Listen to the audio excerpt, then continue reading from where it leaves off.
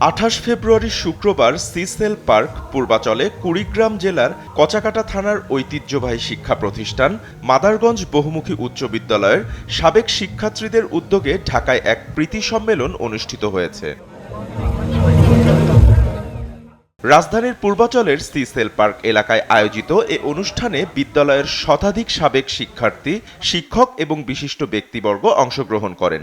দীর্ঘদিন পর পুরনো বন্ধুদের সাথে পুনর্মিলিত হয়ে আনন্দঘন মুহূর্ত উপভোগ করেন সাবেক শিক্ষার্থীরা। আমাদের মাদারগঞ্জের ভিতর একটা সেতু বন্ধন তৈরি করতে চাই এবং এই অনুষ্ঠান কেন্দ্রিক আমরা কিভাবে আমাদের প্রাক্তন স্কুলের শিক্ষা ব্যবস্থা উন্নতি করতে পারি, সেই সাথে এলাকার কিছু উন্নয়নে কাজ করতে পারি, এই চিন্তাভাবনা মাথায় রেখেই আমরা ঢাকাতে একটা সংগঠনের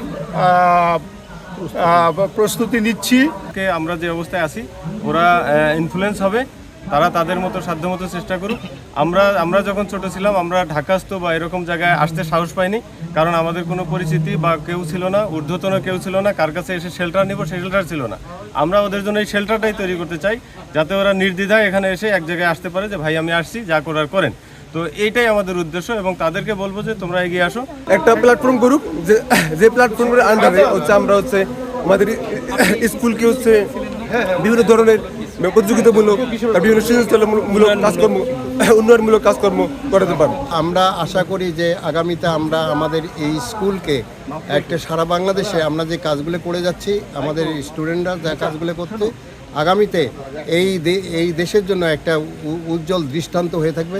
অনুষ্ঠানের মূল উদ্দেশ্য ছিল বিদ্যালয়ের শিক্ষার্থীদের মধ্যে সৌহার্দ্য ও পারস্পরিক সম্পর্ক জোরদার করা, পাশাপাশি বিদ্যালয়ের ভবিষ্যৎ উন্নয়ন নিয়ে আলোচনা করা। আয়োজকদের পক্ষ থেকে জানানো হয় ভবিষ্যতে নিয়মিতভাবে এমন মিলন মেলার আয়োজন করা হবে এবং বিদ্যালয়ের শিক্ষার্থীদের জন্য শিক্ষাবৃত্তি, ক্যারিয়ার গাইডলাইন সহ বিভিন্ন সহায়তা প্রদানের পরিকল্পনা নেওয়া হয়েছে।